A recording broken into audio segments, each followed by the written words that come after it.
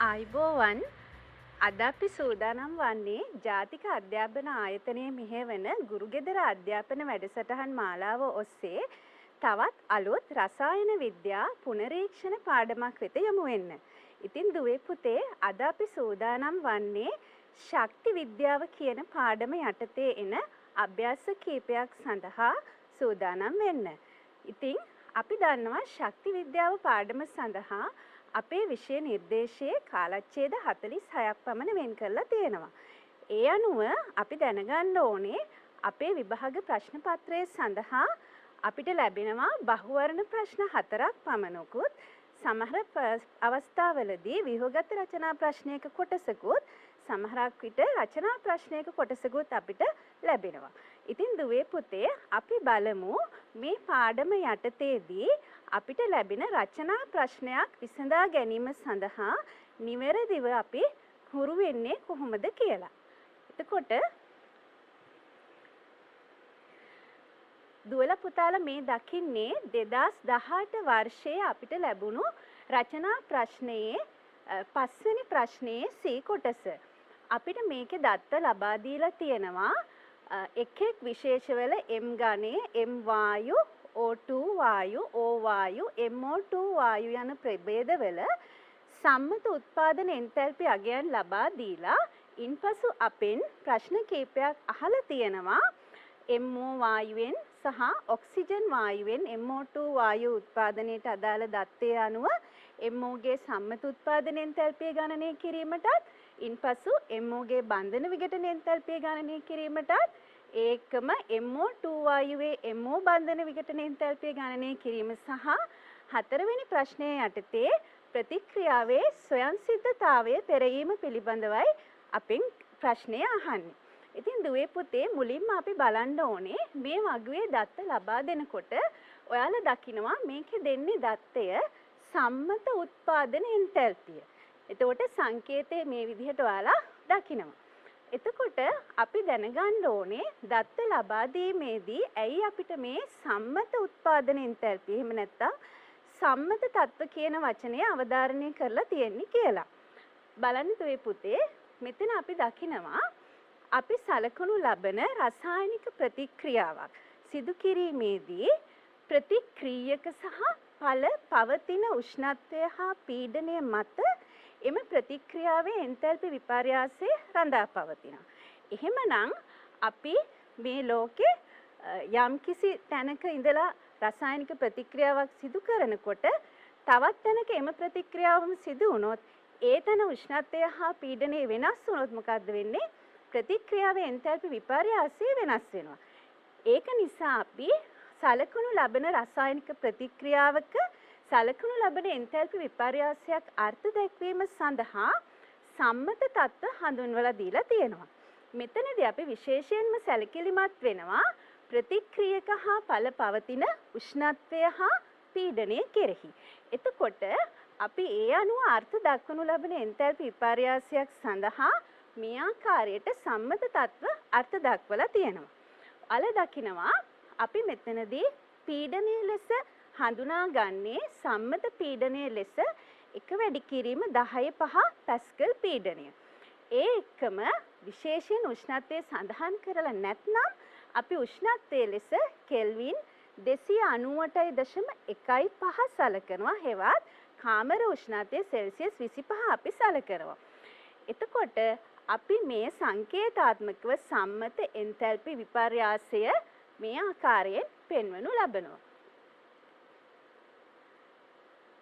එහෙමනම් අපි බලමු දුවේ පුතේ අපේ වග්ගයේ දීලා තිබුණු පළවෙනි දත්තය වෙන්නේ එක් එක් ප්‍රභේදවල සම්මත උත්පාදන එන්තැල්පිය. උත්පාදනය සඳහා අපි භාවිතා කරන්නේ ෆෝමේෂන් කියන වචනය. ඒ අනුව අපේ සම්මත උත්පාදන එන්තැල්පිය මේ ආකාරයෙන් සංකේතවත් වෙනවා. එතකොට එන්තැල්පිය H ලෙසත් එන්තැල්පි විපර්යාසය ඩෙල්ටා H ලෙසත් උත්පාදනය නිසා F සංකේතයනොත් සම්මත තත්ත්වය අනුව මේ ආකාරයටත් අපි මේ සංකේතය භාවිතා කරනවා. අපි බලමු සම්මත උත්පාදන එන්තැල්පිය කියන දේ නිවැරදිව නිර්වචනය කරනකොට අපි සැලකිලිමත් විය යුතු කරුණු මොනවද කියලා. සම්මත උත්පාදන එන්තැල්පිය නම් මෙතනදී වැදගත්ම කාරණය වෙන්නේ අපි උත්පාදනය කරනු ලබන ද්‍රව්‍ය. එතකොට අපි කාවද හදන්නේ? අනිවාර්යයෙන්ම අපි මේ හදන කෙනාගේ විශේෂත්වය වෙන්නේ එයාගේ මෞලයක් සාදාගත යුතු වෙනවා. ඒ වගේම අපි එයාව ස්ථායී ආකාරයෙන් ලබා ගත යුතු වෙනවා. එතකොට ඊළඟ වැදගත් දේ තමයි අපි සාදා ගනු ලබන ද්‍රව්‍ය මෞලය ස්ථායී ආකාරයෙන් ලබා ගැනීමේදී එයා සිටිය යුතු වන්නේද සම්මත තත්ත්ව යටතේ හෙවත් සම්මත උෂ්ණත්වයේ සහ සම්මත පීඩනයේ වෙනවා. එතකොට අපි දැන් එයාව හදාගන්නේ කොහොමද? අපි එයාව හදාගන්න ඕනේ එහි සංඝටිත මූලද්‍රව්‍යවල ස්ථායී ආකාරය. මොකද්ද මේ සංඝටිත මූලද්‍රව්‍යවල ස්ථායී ආකාරය කියන්නේ? අපි උදාහරණයක් බලමු. ඔයාලට පේනවා මම මේ පළවෙනි උදාහරණයෙන් පෙන්නන්නේ කාබන් ඩයොක්සයිඩ් වායුවේ සම්මත උත්පාදන එන්තැල්පිය. අපි දන්නවා කාබන් ඩයොක්සයිඩ් කියන්නේ සම්මත අවස්ථාවේ ස්ථායී ආකාරය ලෙස වායුමය අවස්ථාවෙන් තමයි ලැබෙන්නේ. එතකොට අපේ මෙතනදී ප්‍රධානියා හෙවත් කතෘ වෙන්නේ කවුද? කාබන් ඩයොක්සයිඩ් වායුව. මේකේ සංඝටිත මූලද්‍රව්‍ය වෙන්නේ කාබන් සහ ඔක්සිජන්. අපි බලනවා මෙයාව එහෙමනම් අපි හදාගන්න ඕනේ මවුල එකක්. කාබන් ඩයොක්සයිඩ් මවුල එක තමයි අපි මෙතනදී හදාගනු ලබන්නේ. එතකොට අපි බලමු කාබන් ඩයොක්සයිඩ් මවුල එක ඇතුලේ අපි සංඝටිත මූලද්‍රව්‍ය ලෙස දකිනවා කාබන් සහ ඔක්සිජන් කියන මූලද්‍රව්‍ය දෙක. මේකේ කාබන් කියන මූලද්‍රව්‍ය අපිට ස්වභාවයේ හමුවන්නේ ස්ථායී ආකාරය ලෙස කාබන් සොලිඩ් ග්‍රැෆයිට් කියන ආකාරයෙන්. ඒ වගේම අපිට ඔක්සිජන් මූලද්‍රව්‍ය හමුවන්නේ O2 වායුමය අවස්ථාවෙන්. O2 ද්විඅණුක වායුමය අවස්ථාවෙන්. ඒ අනුව කාබන් ඩයොක්සයිඩ් වායු මවුල එකක් උත්පාදනය කිරීම සඳහා අපි භාවිතා කරනවා කාබන් සොලිඩ් ග්‍රැෆයිට් මවුල එකක් සහ ඔක්සිජන් වායු මවුල එකක්.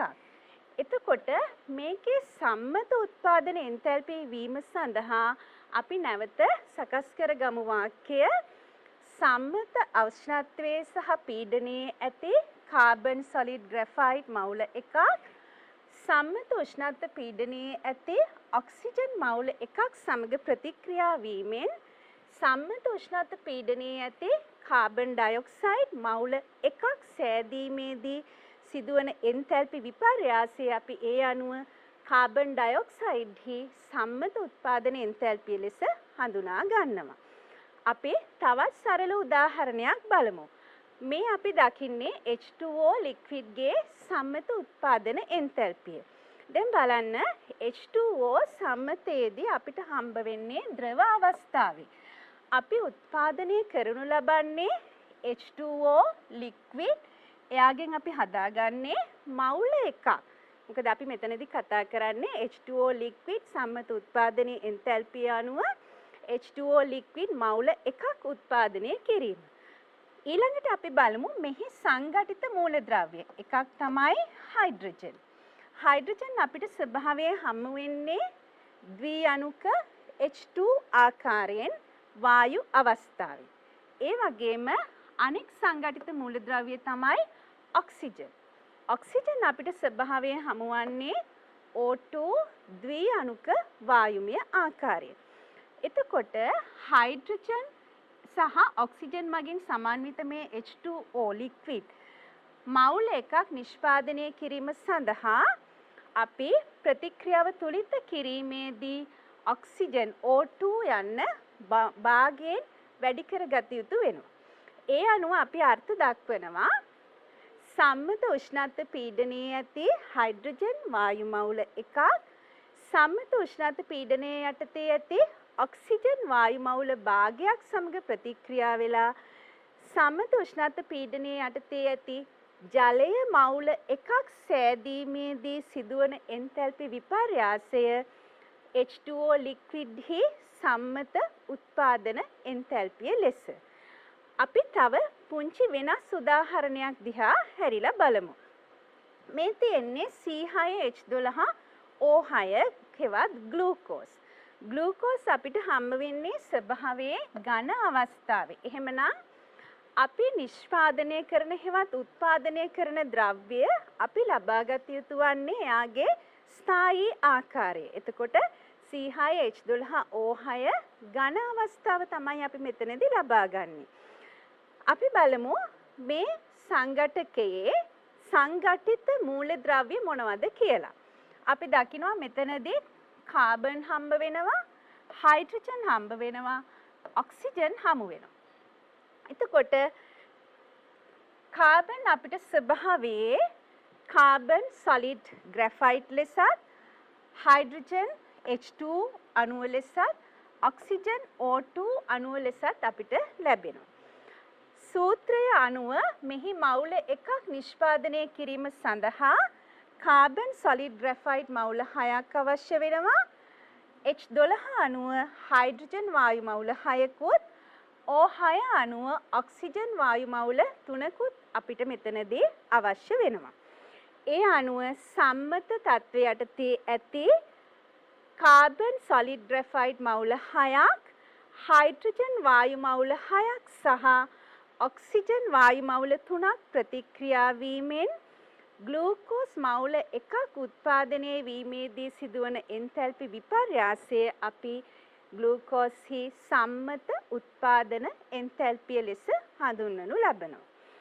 එහෙනම් අපි බලමු අපේ ගණනය කිරීම සඳහා අවශ්‍ය වෙන තවත් වැදගත් අර්ථ දැක්වීම. ඊට කලින් අපි තව පොඩි දෙයක් මතක් කරගන්න ඕනේ. මේ දේ අපිට අනිවාර්යයෙන්ම දුවල පුතාලට සමහර වෙලාවල් වලදී ගණනය කිරීම වලදී අමතක වෙලා දත්ත දීලා නැහැ.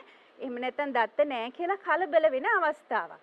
බලන්න දුවේ පුතේ අපි දන්නවා සම්මත තත්ත්වය යටතේ සංශුද්ධ මූලද්‍රව්‍යයක් අරගත්තහම උදාහරණයක අපි හයිඩ්‍රජන් ගත්තොත් එයාගේ සම්මත තත්ත්වය යටතේ අපිට හම්බ වෙන්නේ H2 ද්විඅණුක ස්වරූපේ සහ වායුමය අවස්ථාවේ. එතකොට සම්මත තත්ත්වය යටතේ හයිඩ්‍රජන්ගේ එන්තැල්පිය අරගත්තොත් අපි කීයද ගන්නෙ? අගේ අපි සලකනු ලබන්නේ 0 කියලා. ඒ වගේම තමයි අපි නයිට්‍රජන් උදාහරණයට අරගමු. දැන් නයිට්‍රජන් උදාහරණයට ගත්තොත් නයිට්‍රජන් N2 වායුව ලෙස හමු වෙනවා. එතකොට මේකේ එන්තැල්පිය නැවත අපිට මොකද්ද? 0 ලෙස ලැබෙනවා. ඒ වගේම තමයි අපි ගත්තොත් අයඩින්. අයඩින් මූලද්‍රව්‍ය අපිට ස්වභාවයේ ඝන අවස්ථාවේ හමු වෙනවා. එතකොට මේ ඝන අවස්ථාවේ හම්බ වෙන මූලද්‍රව්‍යයේ I2 හි එන්තැල්පිය අපි සලකන්නේ කීයද? 0 ලෙස.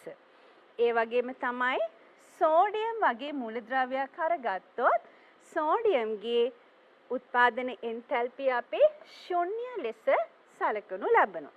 එතකොට දුවේ පුතේ නිතරම ගණනය කිරීමවලදී අපි මතක තබාගත යුතු වෙනවා සම්මත තත්ත්වය යටතේ ඇති සංශුද්ධ මූලද්‍රව්‍යවල ස්ථායී ආකාරයේ උත්පාදන එන්තැල්පිය 0 වන බව.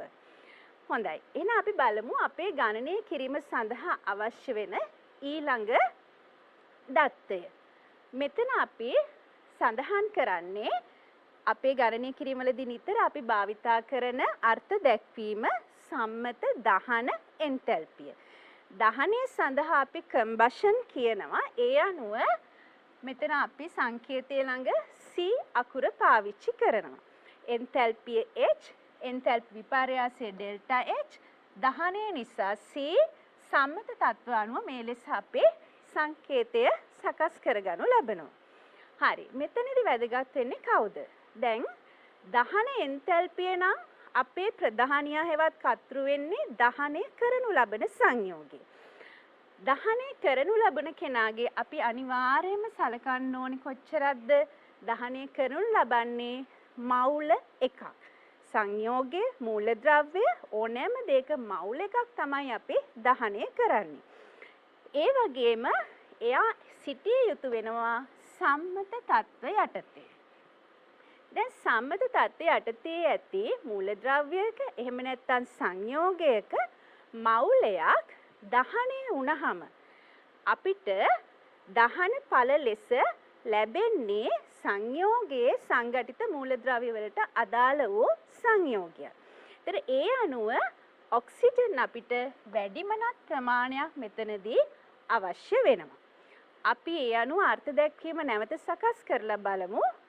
සම්මත තත්ත්ව යටතේ ඇති මූලද්‍රව්‍යයක එහෙම නැත්නම් සංයෝගයක මවුලයක් වැඩිමනත් ඔක්සිජන් ප්‍රමාණයක් තුළ දහනය කිරීමේදී සිදුවන එන්තැල්පි විපර්යාසය අපි අදාළ සංඝටකයේ හෝ මූලද්‍රව්‍යයේ සම්මත දහන එන්තැල්පිය ලෙස හඳුන්වනු ලබනවා. අපි පුංචි උදාහරණ කීපයක් නැවතත් බලමු. දැන් දුවේ පුතේ ඔයාලා මෙතනදී දකිනවා පළවෙනි උදාහරණය මම අරගත්තේ හයිඩ්‍රජන් වායුවේ සම්මත දහන එන්තැල්පිය. දහනය කරන්නේ හයිඩ්‍රජන් නිසා අපි එයාව ලබාගත යුතු වෙන්නේ එහි ස්ථායී ආකාරය. එතකොට H2 ද්විඅණුක ස්වරූපයෙන් අපි හයිඩ්‍රජන් ගන්නවා. එයාගේ මවුල එකක් තමයි අපි දහනය කරන්නේ. හයිඩ්‍රජන් මවුල එකක් ඔක්සිජන් සමග දහනය කිරීමේදී ඵලය ලෙස අපිට ලැබිලා තියෙනවා H2O liquid. එතකොට හයිඩ්‍රජන් මවුල එකක් සඳහා අපිට H2O liquid එකක් මවුල ලැබෙනකොට සමීකරණය තුලිත කිරීම සඳහා වම් පැත්තේ ඔක්සිජන් අපිට භාගයෙන් ගුණ කරන්නට සිද්ධ වෙනවා. ඒ අනුව හයිඩ්‍රජන්ගේ සම්මත දහන එන්තැල්පියේදී අපි කියනවා සම්මත උෂ්ණත්ව පීඩනයේ ඇති හයිඩ්‍රජන් වායු මවුල එකක් ඔක්සිජන් වායු මවුල භාගයක් සමග ප්‍රතික්‍රියා වෙලා H2O liquid මවුල එකක් ලබා දීමේදී සිදුවන එන්තැල්පි විපර්යාසය ලෙස. අපි තව උදාහරණයක් අරගෙන බලමු. අපි ඊළඟට ගත්තේ මැග්නීසියම්ගේ සම්මත දහන එන්තැල්පිය. දැන් අපි දහනය කරන්නේ මැග්නීසියම්. එතකොට මැග්නීසියම් ස්වභාවය අපිට ස්ථායී ලෙස හම්බ වෙන්නේ ඝන අවස්ථාවේ. එතකොට අපි මැග්නීසියම් ඝන අවස්ථාවේ මවුල එකක් ලබා ගන්නවා. ඒකම එයා වැඩිමනත් ඔක්සිජන් ප්‍රමාණයක් හමුවේ දහනය කරනු ලබනවා. මැග්නීසියම් මවුල එකක් වැඩිමනත් ඔක්සිජන් ප්‍රමාණයක් හමුවේ දහනය කළ විට අපිට මැග්නීසියම් ඔක්සයිඩ් ඝන අවස්ථාව මවුල එකක් ලැබෙනවා. එහෙමනම් මැග්නීසියම් සම්මත දහන එන්තැල්පිය අපි මේ ආකාරයෙන් සමීකරණය මගින් පෙන්වනු ලබනවා. අපි ඊළඟ උදාහරණය ගත්තේ සල්ෆර් වල සම්මත දහන එන්තැල්පිය. සල්ෆර් අපිට ස්වභාවයේ ඝන අවස්ථාව හම්බ වෙනවා. ස්ථායී ආකාරය අපි සල්ෆර් මවුල එකක් අරගෙන වැඩිමනත් ඔක්සිජන් හමුවේ දහනය කළ විට ඵලය ලෙස අපිට ලැබෙනවා SO2 වායුව මවුල එකක්. එහෙමනම් සල්ෆර් සම්මත දහන එන්තැල්පිය සඳහා නිවැරදි සමීකරණය අපිට මේ විදිහට පෙන්වන්න පුළුවන්. ඊළඟට අපි බලමු වෙනත් උදාහරණයක්. එතීන්ගේ සම්මත දහන එන්තැල්පිය. එතීන්ගේ සම්මත දහන එන්තැල්පිය අනුව මෙතන ඔයාලට පේනවා එතීන් සඳහා සූත්‍රය C2H4 වායු.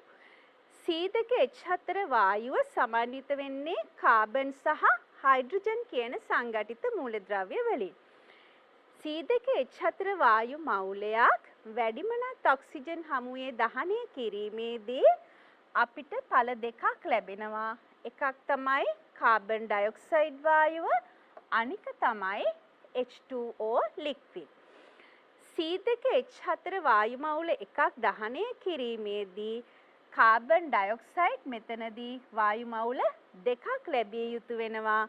H4 වීම අනුව ජලය මවුල දෙකක් ලැබෙනවා.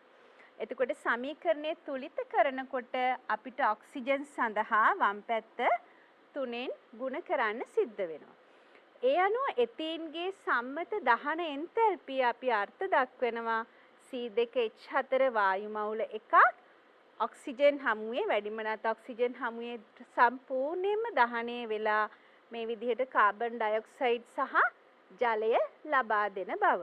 එතකොට ප්‍රතික්‍රියාව සිදුවීමේදී සෑම විටම අපි කතා කරලා තියෙන්නේ සම්මත දහන එන්තැල්පිය නිසා මේ සෑම ප්‍රතික්‍රියාවකදීම ආරම්භක අවස්ථාවේදී ඒ වගේම අවසාන අවස්ථාවේදී හෙවත් ප්‍රතික්‍රියක සහ ඵල සෑම විටම සම්මත උෂ්ණත්වයේ සහ සම්මත පීඩනයේ පැවතිය යුතු වෙනවා. හොඳයි. අපි එහෙනම් බලමු අපේ ගණනය කිරීම සඳහා අවශ්‍ය වන තවත් අපිට ඊටාම වැදගත් වන අර්ථ දැක්වීමක්. දුවේ පුතේ මේ අපි සම්මත බන්ධන විඝටන එන්තැල්පිය කියන අර්ථ දැක්වීම මේකත් නිතර දරුවන් අතින් පැටලවෙන එහෙම නැත්නම් වරද්දා ගන්න තැනක් වෙනවා විශේෂයෙන්ම සම්මත පරමාණුකරණ එන්තැල්පි දත්තයත් එක්ක බන්ධන විඝටන එන්තැල්පිය දත්ත පටලවා ගන්න අවස්ථා අපිට හමු වෙනවා.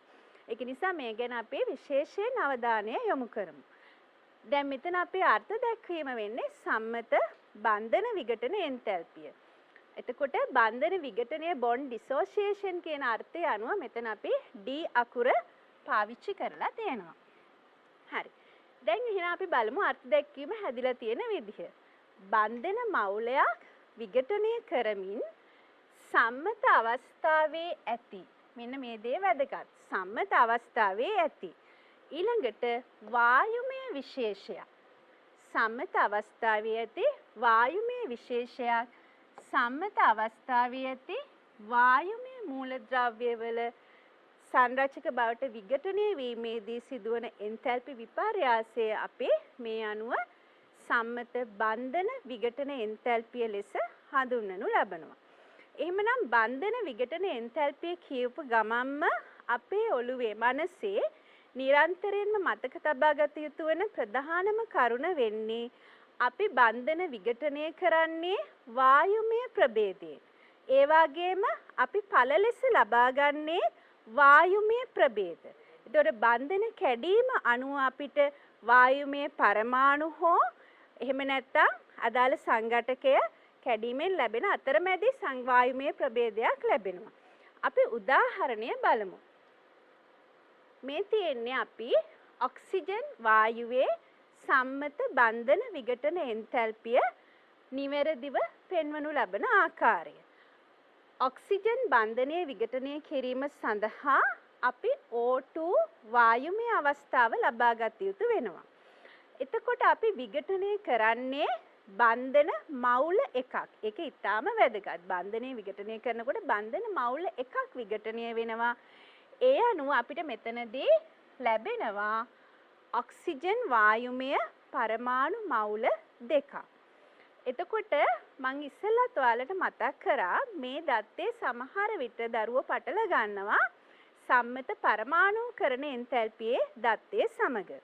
මෙතනදී ඔක්සිජන් වායුව පරමාණුකරණය වුණා නම් එහෙම එතන සම්මත පරමාණුකරණ එන්තැල්පිය වගේ දෙගුණයක් තමයි මේ පෙන්නලා තියෙන්නේ. ඒක නිසා ඒ ගැන අපි සැලකිලිමත් විය යුතු වෙනවා. හරි. ඊළඟ උදාහරණය බලන්න. හයිඩ්‍රජන්ගේ සම්මත බන්ධන විඝටන එන්තැල්පිය. හයිඩ්‍රජන් අපිට හමු වෙනවා H2 වායුමය අවස්ථාවෙන් අපි ලබා ගත යුතු වෙනවා බන්ධන මවුල එකක් විඝටනය කරනවා. ඒ අනුව අපිට ලැබෙනවා හයිඩ්‍රජන් වායුමය පරමාණු මවුල දෙකක්. සම්මත තත්ත්ව යටතේදී හෙවත් සම්මත උෂ්ණත්ව පීඩනයේදී හයිඩ්‍රජන් වායු මවුල එකක බන්ධන මවුලයක් විඝටනය කිරීමෙන් හයිඩ්‍රජන් වායුමය පරමාණු දෙකක් ලැබීමේදී සිදුවන එන්තැල්පි විපර්යාසය අපි මෙහි හයිඩ්‍රජන්ගේ සම්මත බන්ධන විඝටන එන්තැල්පිය ලෙස හඳුන්වනු ලබනවා. අපි බලමු තව වෙනස් උදාහරණයක්. අපිට සමහර සංයෝග හම්බ වෙනවා බන්ධන එකම බන්ධනය වුණත් එකකට වඩා වැඩි සංඛ්‍යාවක් පවතිනවා. ඒ වගේ අවස්ථාවලදී අපිට අවශ්‍ය වෙනවා මෙන්න මේ විදිහේ මධ්‍යන්න බන්ධන විඝටන එන්තැල්පිය කියන අර්ථ දැක්වීම ලබා ගන්න. හේතුව මොකද? වායුමය අණුවක එක් වර්ග බන්ධන කීපයක් අඩංගු වුණත් ඒ එක් එක් බන්ධන විඝටනය සඳහා එන්තැල්පිය අපිට බැලූ බැල්මට සමානයයි හිතුණත් ඒක සැබවින්ම සමාන අගයක් වන්නේ නැහැ. ඒ නිසා අපිට ගණනය කරන්න වෙනවා සෑම බන්ධනයක්ම විඝටන එන්තැල්පීන් වෙන්වෙන්ව සලකලා එම බන්ධන සංඛ්‍යාවත් සලකලා අපිට ඒවායේ මධ්‍යන්න අගය ලබාගෙන මධ්‍යන්න බන්ධන විඝටන එන්තැල්පිය සඳහා අගය ලබා ගන්න සිද්ධ වෙනවා. එතකොට අපි උදාහරණයක් අරගෙන බලමු. මෙන්න මේ විදිහට. අපි මේ දකින්නේ H2O අණුවේ හෙවත් ජල අණුවේ OH බන්ධනය විඝටනය වන ආකාරය. H2O අණුවේ HO හෙවත් නැත්නම් OH අණු දෙකක් තියෙනවා. එතකොට මේ බන්ධන දෙකටම අදාළව අපිට එක් බන්ධන විඝටන එන්තැල්පියක් එකවර අර්ථ දක්වන්න බෑ. මුලින් අපි HOH අණුවේ එක් OH බන්ධනයක් විඝටනය කළොත් අපිට ලැබෙනවා HO වායු සහ H වායු. මේ බන්ධන විඝටනයට අදාළ එන්තැල්පිය අපි මේ ලෙස D1 කියලා අරගත්තොත් අපිට මෙතනින් ඉතිරි වෙන HO වායුව නැවත විඝටනය කිරීමෙන් අපි O වායු සහ H වායු ලබා ගැනීමේදී එම එන්තැල්පි විපර්යාසය අපි D2 ලෙස සැලකුවොත් ඒ අගයන් දෙකේම අපිට පෙනෙනවා මේ බන්ධන විඝටනයන් සඳහා අනිවාර්යයෙන්ම එන්තැල්පි අගයන් දෙකක් ලැබී ඇති බව. ඒ අනුව අපි HO බන්ධනයේ සම්මත මධ්‍යන්න බන්ධන විඝටන එන්තැල්පිය අර්ථ දක්වනවා මෙන්න මේ පළමු බන්ධන විඝටන එන්තැල්පියේ දෙවන බන්ධන විඝටන එන්තැල්පියේ යන අගයන් දෙකේ එකතුව අරගෙන ඒක දෙකෙන් බෙදීමෙන් ලැබෙන මධ්‍යන්න අගය. අපි තවත් බන්ධන දෙකට වඩා පවතින අණුවක් දෙස බලමු. මේ ඔයාලා දකින්නේ CH4 අණුව. CH4 අණුවේ අපිට තියෙනවා CH බන්ධන 4ක්. CH බන්ධන 4 සඳහා බන්ධන විඝටන එන්තැල්පි අගයන් 4ක් ලැබෙනවා. අපි එක් එක් බන්ධනයේ විඝටනය කිරීමෙන් ප්‍රතික්‍රියාව සිදුවන ආකාරය බලමු. CH4 වායුවෙන් XCH බන්ධනයක් විඝටනය වුණොත් අපිට ලැබෙනවා CH3 වායු සහ H වායු. එතකොට මේ බන්ධන විඝටන එන්තැල්පි අගය අපි D1 කියලා සැලකුවොත් දෙවෙනි අවස්ථාවේදී දෙවන CH බන්ධනයේ විඝටනයේදී CH3 වායුවෙන් අපට ලැබෙනවා CH2 වායු නැවත H වායු. එතකොට එම බන්ධන විඝටනය අපි D2 කියලා සැලකුවොත් ඩෙල්ටා H D2 කියලා සැලකුවොත් ඊළඟ බන්ධන විඝටන එන්තැල්පි අපිට අනුරූපව ඩෙල්ටා H D3 D4 ලෙස සලකන්න පුළුවන්.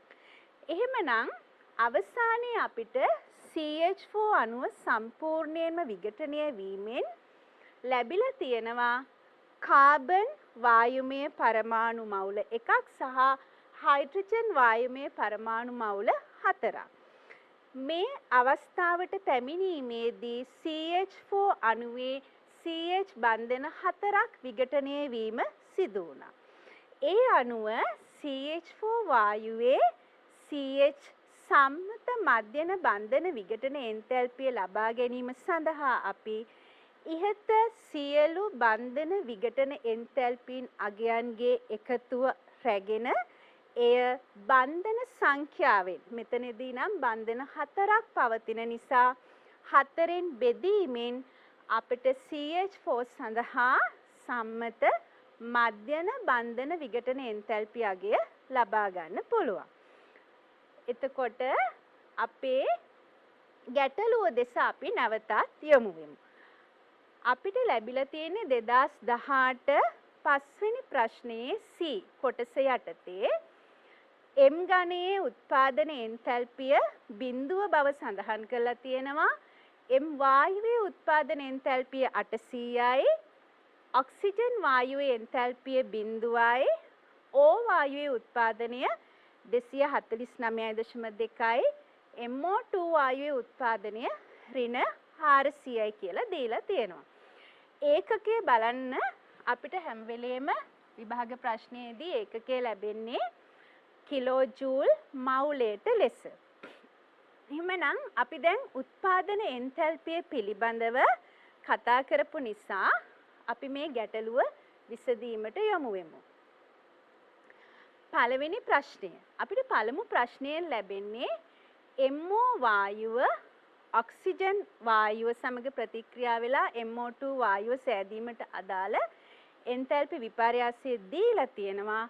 ඔයාලගෙන් ප්‍රශ්නයෙන් අහන්නේ MO සඳහා සම්මත උත්පාදන එන්තැල්පි අගය. හොඳයි. අපි බලමු එහෙමනම් MO වායුවේ සම්මත උත්පාදන එන්තැල්පිය සඳහා නිවැරදි සමීකරණය ලියාගන්නේ කොහොමද කියලා. අපි මෙතනදී උත්පාදනය කරන්නේ MO වායුව. එහි සංඝටිත මූලද්‍රව්‍ය වන්නේ M ඝනය සහ ඔක්සිජන් වායුව. එහෙනම් අපි වම් පැත්තෙන් M ඝන අවස්ථාව සමග ඔක්සිජන් වායුමය අවස්ථාව ප්‍රතික්‍රියා කරපුවාම අපිට ලැබෙනවා MO වායුමය අවස්ථාව. එතකොට මෙතන එන්තැල්පි විපර්යාසය මෙයාගේ ඩෙල්ටා H F ලෙස අපි සඳහන් කරනවා. හරි. අපි එහෙනම් බලමු මේ දත්තය සඳහා අපිට ලබා දීලා තියෙන අනිකුත් දත්ත උපයෝගී කරගෙන තාප රසායනික චක්‍රයක් ගොඩනංවා ගන්න පුළුවන්ද කියලා. අපිට ලැබලා දීලා තියෙනවා MO වායුව ඔක්සිජන් භාගයක් එක ප්‍රතික්‍රියා වුණාම MO2 හැදෙන එක. එතකොට ඒක අපිට මෙතනදී පාවිච්චි කරන්න පුළුවන්. MO වායුව ඔක්සිජන් වායුව සමග ප්‍රතික්‍රියා වුණාම ලැබෙනවා MO2 වායුව මෙහි ඩෙල්ටා H අගය ඍණ 50.0යි කිලෝ ජූල් මවුලයට ලෙස සඳහන් වෙනවා. දැන් සමීකරණය තුලිත කිරීම සඳහා MO වායු භාගයක් ඔක්සිජන් වායු මෙතන සමීකරණය තුලිතයි ඔක්සිජන් සඳහා. එතකොට අපි M ඝනය සහ ඔක්සිජන් වායුවෙන් මේ පැත්තට ඊතලයේ දාගත්තොත් මේ අපි දක්වන්නේ මොකද්ද? MO2 වායුවේ උත්පාදන එන්තැල්පිය. මේකේ අගේ අපිට වගුවේ දත්තය දීලා තියෙනවා ඍණ 400.0යි කිලෝ ජූල් මවුලයට ලෙස. දැන් පුතේ සරලව අපි තාප රසායනික චක්‍රයක් ගොඩනගා ගත්තා. තාප රසායනික චක්‍රය ගොඩනගා ගත්තාම ගණනය කිරීම සඳහා අපි ශක්ති විද්‍යා පාඩමේදී යොදා ගන්නා ප්‍රධානම නියමය වෙන්නේ හෙස් තාප සමාකලන නියමය. හෙස් තාප සමාකලන නියමය අනුව කියවෙන්නේ යම්කිසි රසායනික ප්‍රතික්‍රියාවක් සිදුවීමේදී ප්‍රතික්‍රියාවේ ආරම්භක හා අවසාන අවස්ථා සමාන වෙනවා නම් ප්‍රතික්‍රියාවේ එන්තැල්පි විපර්යාසය ඒ සිදුවන මාර්ගයෙන් ස්වායත්ත වෙනවා කියලා.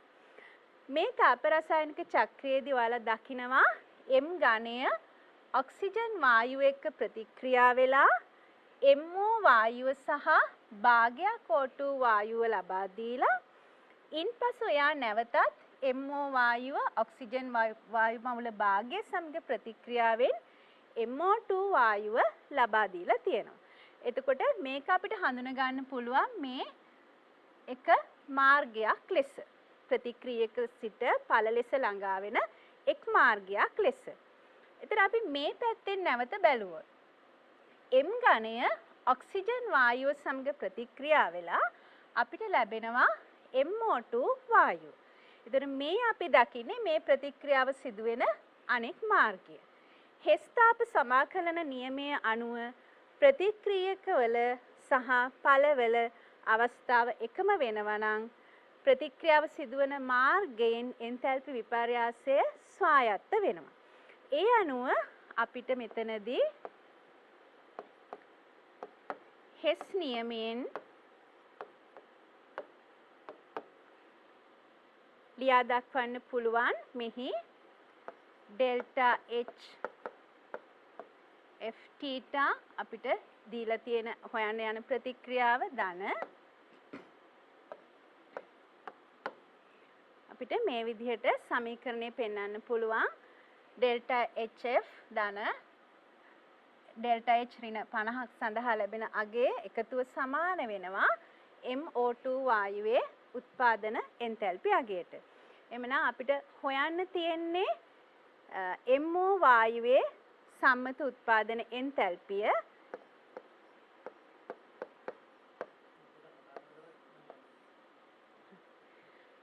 ඒ අනුව අපි දත්ත ආදේශ කරපුවාම ඩෙල්ටා HF MO වායුව සඳහා ඍණ 400.0 කිලෝ ජූල් මවුලයට ධන 50.0 කිලෝ ජූල් මවුලයට වීම අනුව අපිට පිළිතුර ලැබෙනවා ඍණ 350 කිලෝ ජූල් මවුලයට කියලා. ද්විපුතේ මෙතනදී අපි ලකුණු ලබා ගැනීමේදී සැලකිලිමත් විය යුතු කරුණු චුට්ටක් මම මතක් කරන්නම්.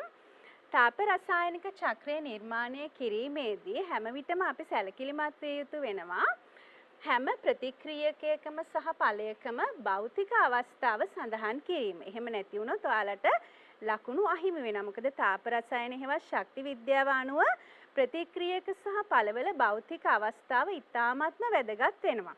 යම් හේකින් ඔයාලගේ මෙහි M ඝනය ලෙස සඳහන් වෙලා තිබුණේ නැත්නම් මේ ප්‍රතික්‍රියාව සඳහා එන්තැල්පි විපර්යාසය සඳහන් කිරීම සම්පූර්ණයෙන්ම වැරදි වෙනවා.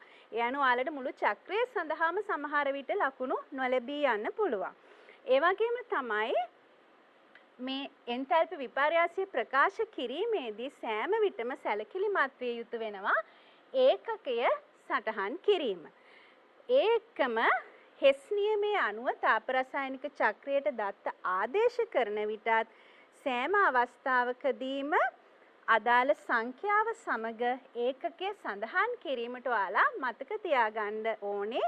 මොකද අපේ උත්තර පත්‍ර ඇගයීමේදී අනිවාර්යයෙන්ම ඔයාලගේ මේ සටහන සඳහා ලකුණු දීමේදී ඒකක සඳහා සැලකිය යුතු ලකුණු ප්‍රමාණයක් වෙන වෙනවා. නැත්නම් අපි තේරුම් ගන්න ඕනේ ඒකකයේ වැරදි වුණොත් අපේ පිළිතුර සම්පූර්ණයෙන්ම වැරදි වෙනවා. එහෙමනම් බලන්න මෙහි දෙවෙනි ප්‍රශ්නයෙන් අපිට ලබා දීලා තියෙන්නේ MO වායුවේ MO බන්ධන විඝටන එන්තැල්පිය ගණනය කිරීමට. MO වායුවේ MO බන්ධන විඝටන එන්තැල්පිය ගණනය කිරීමට. මුලින්ම අපි MO වායුවේ NO බන්ධනයේ විඝටනය කිරීමෙන් ලැබෙන ඵලයට අදාළ ප්‍රතික්‍රියාව ලියලා බලමු.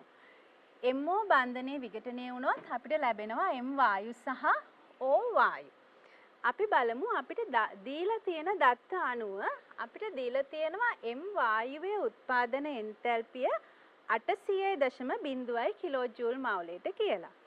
එහෙමනම් අපි මෙතනදී තාප රසායනික චක්‍රය ගොඩනංවා ගැනීම සඳහා M ගේ ස්ථායී අවස්ථාව M ඝනය in M වායු උත්පාදනය කිරීම අපි සඳහන් කරනවා delta H F T. M වායු ධන මෙතන අපි නිපදවාගෙන තියෙනවා O වායු. O වායුව නිපදවා ගැනීම සඳහා එහි සම්මතයේ ස්ථායී අවස්ථාව O2 වායු අපි පාවිච්චි කරන්න ඕනේ මවුල භාගයක්.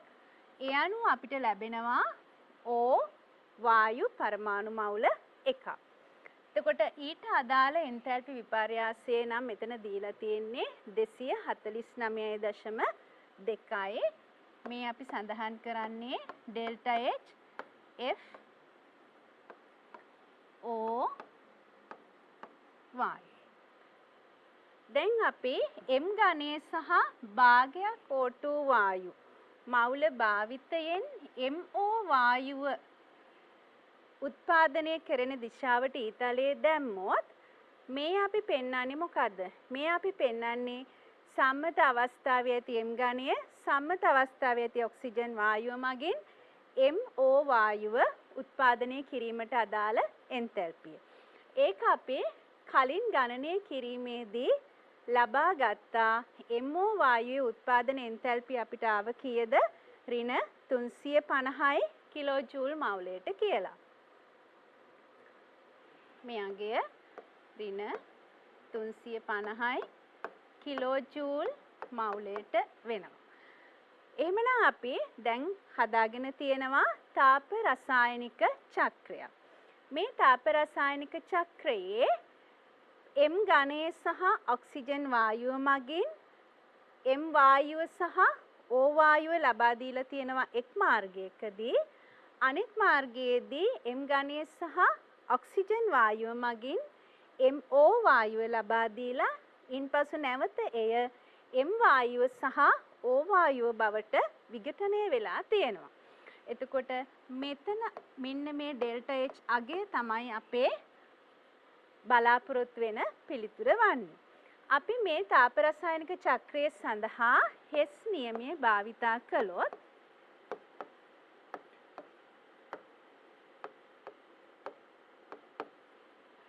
අපිට ලියන්න පුළුවන් ඩෙල්ටා H ධන ඍණ 350 කිලෝ ජූල් මවුලයට සමාන වෙනවා M ඝනයෙන් M වායු උත්පාදන එන්තැල්පිය අපිට දීලා තියෙන්නේ 800.0යි කිලෝ ජූල් මවුලයට ධන ඔක්සිජන් O2 මගින් O වායුව උත්පාදනයට අදාළව අපිට දීලා තියෙන්නේ 249.2යි කිලෝ ජූල් මවුලයට. එතකොට අපි සොයා ගන්නා පදය උක්ත කරගත්තොත් ඩෙල්ටා H සමානයි 800.0 ධන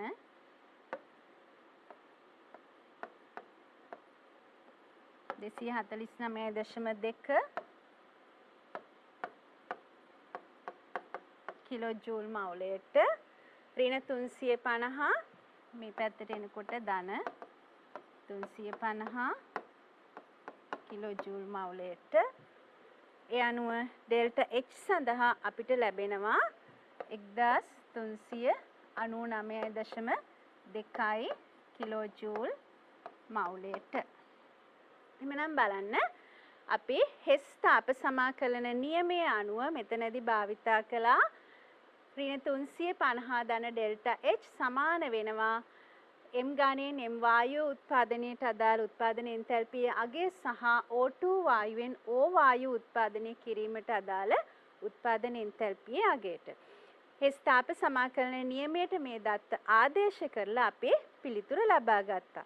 මම නැවතත් මතක් කරනවා අපි තාප රසායනික චක්‍රය පෙන්වනකොට සෑම විටම භෞතික අවස්ථා සඳහන් කරන්න ඒ අපිට ලබා දීලා තියෙන දත්ත ඒකක සමග ආදේශ කරන්න තාප රසායනික චක්‍රය වගේම අදාළ අනිකුත් සෑම සමීකරණයක් සඳහාම ඒකක සහිත වාගයන් ආදේශ කිරීමට සැලකිලිමත් වෙන්න.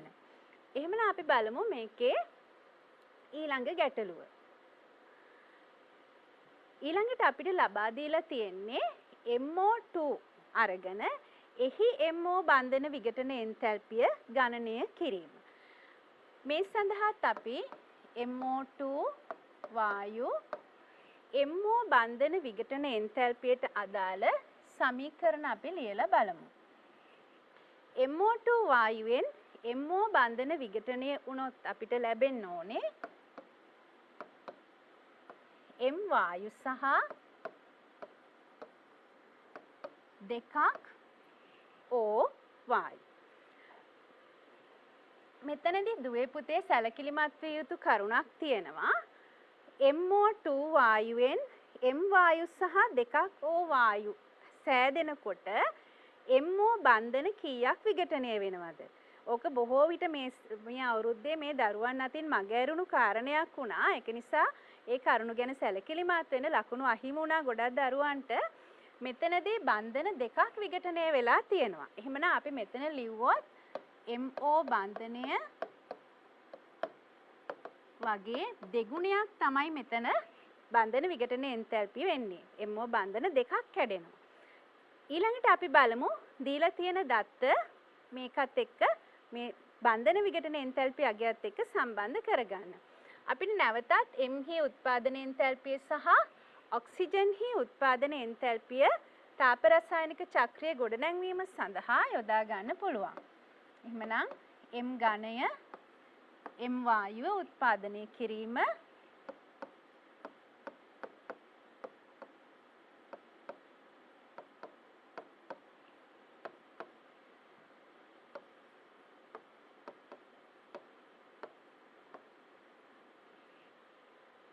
මේ අවස්ථාවේදී අදාළ වර්ෂයේදී දරුවන් අතින් ලකුණු ගිලිහුණා අමතක වුණා ළමයින්ට දීලා තියෙන්නේ දත්තයේ ඔක්සිජන් වායු මවුල එකක් උත්පාදනය සඳහා. නමුත් මෙතනදී ඔක්සිජන් වායු මවුල දෙකක් උත්පාදනය වෙලා තියෙනවා. එතකොට ඩෙල්ටා H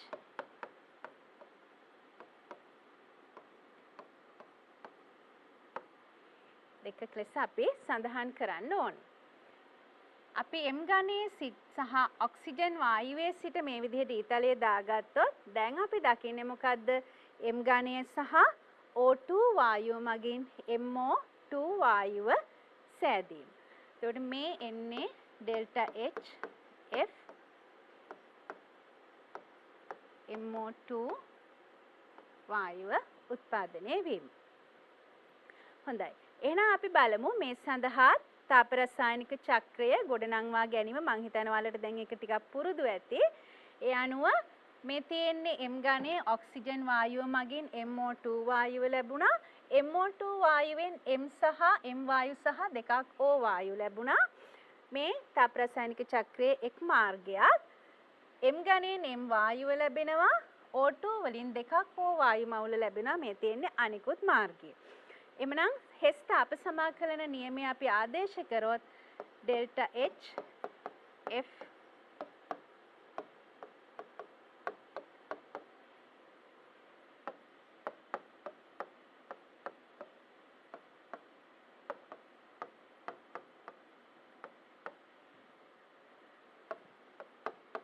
මේක සමාන වෙනවා M වායුවේ උත්පාදන එන්තැල්පිය ධන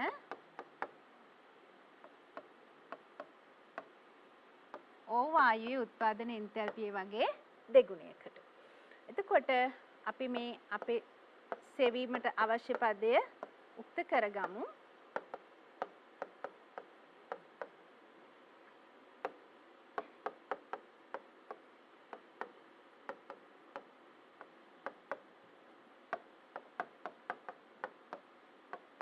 දීලා තියෙන දත්ත ආදේශ කළ විට M ඝනයේ M වායුව උත්පාදනය සඳහා 800.0යි ධන O වායුව උත්පාදනය සඳහා 249.2 වැඩි කිරීම 2 කිලෝජූල් මවුලයට MO2 වායුව උත්පාදනය අගය ඍණ 400යි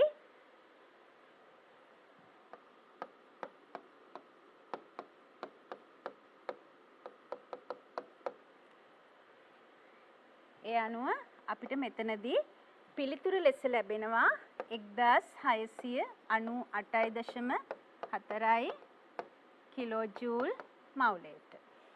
නමුත් අපිට මේ පිළිතුර ලැබුණේ දැන් MO බන්ධන විඝටන එන්තැල්පිය වගේ දෙගුණයකට.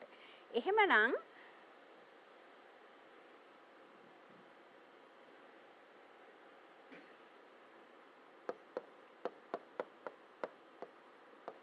MO බන්ධන විඝටන එන්තැල්පිය සමාන වෙනවා 1698.4 බෙදීම 2 කිලෝජූල් මවුලයට. ඒ අනුව අපිට පිළිතුර ලෙස ලැබෙනවා 849.2යි කිලෝජූල් මවුලයට. හොඳයි. එතකොට බලන්න මේ ගැටලුව විසඳීමේදී අපි MO2 වායුවෙන් M වායුව දෙකක් O වායුව සාදා ගැනීම සහ බන්ධන විඝටනය කිරීමෙන් බන්ධන විඝටන එන්තැල්පි ගණනය කිරීම සඳහා නැවත අපි හෙස් තාප සමාකලන නියමය මේ විදිහට යොදාගත්තා. හොඳයි. අවසාන ප්‍රශ්නය අපි මෙතනදී අහන්නේ සම්මත තත්ත්වය යටතේදී කෙල්වින් 2000 දී MO2 වායුවෙන් MO වායුව සහ ඔක්සිජන් වායුව ලැබීමේ ප්‍රතික්‍රියාව ස්වයංසිද්ධ වේදැයි සුදුසු ගණනය කිරීමක් මගින් පුරෝකථනය කරන්න කියලා. මේ පුරෝකථනය කිරීම සඳහා අපිට ප්‍රතික්‍රියාවේ සම්මත එන්ට්‍රොපි වෙනස 30.0යි ජූල් කෙල්විනයට මවුලයට ලෙස ලබා දීලා තියෙනවා. දැන් මෙන්න මේ වචනය ප්‍රතික්‍රියාව ස්වයංසිද්ධ වේද යන්න පුරෝකථනය කිරීම සඳහා අපි භාවිතා කරන්නේ ඔයාලා දකිනවා දන්නවා ප්‍රතික්‍රියාවේ ගිබ්ස් ශක්ති විපර්යාසය. අපි සලකනු ලබන ප්‍රතික්‍රියාවේ සම්මත ගිබ්ස් ශක්ති විපර්යාසය ඩෙල්ටා G අගය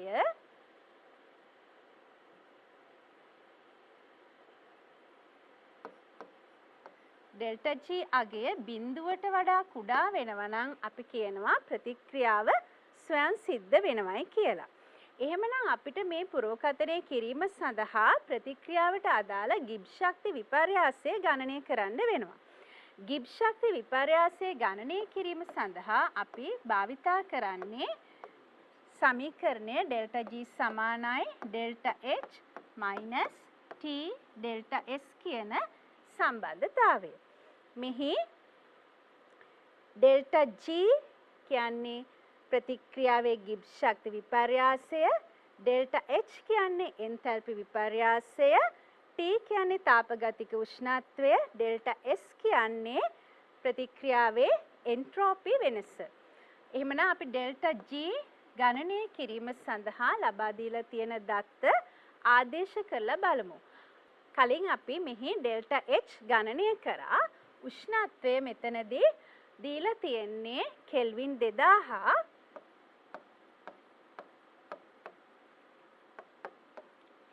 එන්ට්‍රොපි වෙනස අපිට දීලා තියෙන්නේ 30.0යි කියලා. එතකොට අපි මෙහි 30.0 ජූල් වලින් ලබා දීලා තියෙන නිසා අපි ඒකකය කිලෝ ජූල් මවුලයට ලෙස ආදේශ කළ යුතු වෙනවා. ප්‍රතික්‍රියාවේ ස්වයංසිද්ධතාවය නිර්ණය කිරීම සඳහා අපිට ඩෙල්ටා G අගය ගණනය කරගන්න සිද්ධ වෙනවා.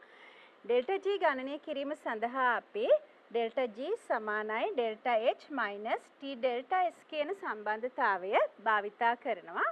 මෙහි ඩෙල්ටා G ප්‍රතික්‍රියාවේ සම්මත ගිබ්ස් ශක්ති විපර්යාසය සමාන වෙනවා ප්‍රතික්‍රියාවේ සම්මත එන්තැල්පි විපර්යාසය ඍණ තාපගතික උෂ්ණත්වය වැඩි කිරීම ප්‍රතික්‍රියාවේ සම්මත එන්ට්‍රොපි විපර්යාසය වෙනවා.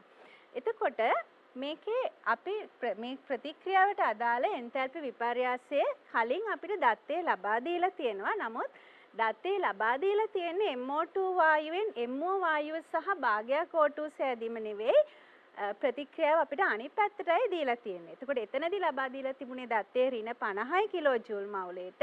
නමුත් මෙතනදී ප්‍රතික්‍රියාව දීලා තියෙන MO2 වායුවේ සිට MO වායු සහ භාගයක් O2 වායු සෑදීම නිසා ඩෙල්ටා H ගේ අගය අපි දැන් භාවිතා කරන්නේ ධන 50 කිලෝ ජූල් මවුලයට ලෙස. උෂ්ණත්වය කෙල්වින් 2000යි ඩෙල්ටා S ගේ අගය 30.0 බලන දුවේ පුතේ මම මේ අගය 10 වැඩි කරලා තියෙනවා. මේකත් අපි විශේෂයෙන්ම සැලකිලිමත් විය යුතු කාරණයක්. අපිට එන්ට්‍රොපි වෙනස ලබා දෙන්නේ ජූල් කෙල්විනයට මවුලයට. නමුත් එන්තැල්පි විපර්යාසය අපිට ලබා දෙන්නේ කිලෝ ජූල් මවුලයට. එතකොට අපි සමීකරණය ආදේශ කරනකොට එකම ඒකකයක් භාවිතා කළ යුතු වෙනවා. ඒ අනුව එන්ට්‍රොපි විපර්යාසය සඳහා අගය අපි ජූල් කිලෝ ජූල් වලට හරවා ගත යුතු වෙනවා. ඒ අනුව ඩෙල්ටා H ධන 50 කිලෝ ජූල් මවුලයට නම් 2000 කෙල්වින් වැඩි කිරීම 30.0 වැඩි කිරීම 10 ඍණ 3 කිලෝ ජූල් මවුලයට කෙල්විනයට ලෙස අපි සමීකරණය සාදා ගත යුතු වෙනවා. මේ අනුව අපි ඩෙල්ටා G ගණනය කරපුවාම අපිට පිළිතුර ලෙස ලැබෙනවා ඍණ 10.0යි කිලෝ ජූල් ලෙස. කිලෝ ජූල් මවුලයට ලෙස. හොඳයි. දැන් බලන්න අපිට මේ ගණනය කිරීමේදී ප්‍රතික්‍රියාව සඳහා ඩෙල්ටා G අගය අපිට ලැබුණා ඍණ 10.0 කිලෝ ජූල් මවුලයට. ඒ කියන්නේ ප්‍රතික්‍රියාවේ සම්මත ගිබ්ස් ශක්ති විපර්යාසය ඍණ 10.0 හෙවත් බිඳුවට වඩා අඩු අගයක් වෙලා තියෙනවා. ගිබ්ස් ශක්ති විපර්යාසය බිඳුවට වඩා අඩු නම් අපිට ප්‍රතික්‍රියාවේ ස්වයන් සිද්ධතාවය පුරෝකථනය කරන්න පුළුවන් ප්‍රතික්‍රියාව ස්වයන් සිද්ධ වෙන බව. යම් හේකින් අපිට ලැබෙන්නේ ප්‍රතික්‍රියාව සඳහා ඩෙල්ටා G අගය බිඳුවට වඩා විශාල වුණොත් අපි කියනවා මේ ප්‍රතික්‍රියාව ස්වයන් සිද්ධ නොවේ කියලා. ප්‍රතික්‍රියාවේ ඩෙල්ටා G අගය සමානයි බිඳුව වුණොත් අපි කියනවා ප්‍රතික්‍රියාව සමතුලිතතාවයේ පවතිනවායි කියලා. ඒ අනුව අපේ ගණනය කිරීමෙන් මෙතනදී ලැබුණේ ඩෙල්ටා G සමානයි ඍණ 10.0 නිසා අපි කියනවා ඩෙල්ටා G ඍණ 10.0යි බිඳුවට වඩා කුඩායි. එම නිසා මෙම ප්‍රතික්‍රියාවේ ස්වයන් සිද්ධව සිදුවේ කියලා. අපි අද මේ කතා කරේ ශක්ති විද්‍යාව පාඩම යටතේ ඔයාලට ලැබෙන රචනා ප්‍රශ්නයකට නිවැරදිව පිළිතුරු සපයන්නේ කොහොමද කියලා. මේ නිවැරදිව පිළිතුරු සැපයීමේදී දුවේ පුතේ සෑම විටම සැලකිලිමත් වන්න. ඔයාලගේ අගයන් ආදේශ කරනකොට ඒකක සහිතව ආදේශ කරන්න. ප්‍රතික්‍රියා ලිවීමේදී සෑම විටම තුලිත රසායනික ප්‍රතික්‍රියාව ලියන්න. ඒ වගේම ප්‍රතික්‍රියක සහ පළවල භෞතික අවස්ථාව නිවැරදිව දක්වන්න. එතකොට එම සියලුම කරුණු ඔයාලා හරියටම ප්‍රශ්න පත්‍රයේ සඳහන් කළොත් ඔයාලට රසායන විද්‍යාව සඳහා ඉතා පහසු ඒ සාමාර්ථයකට ළඟාවන්න පුළුවන් වෙනවා. නැවතත් දවසක අපි මෙවැනිම පාඩමකින් හමු වෙන බලාපොරොත්තු වෙන්න අතර වෙමු. ආයුබෝවන්.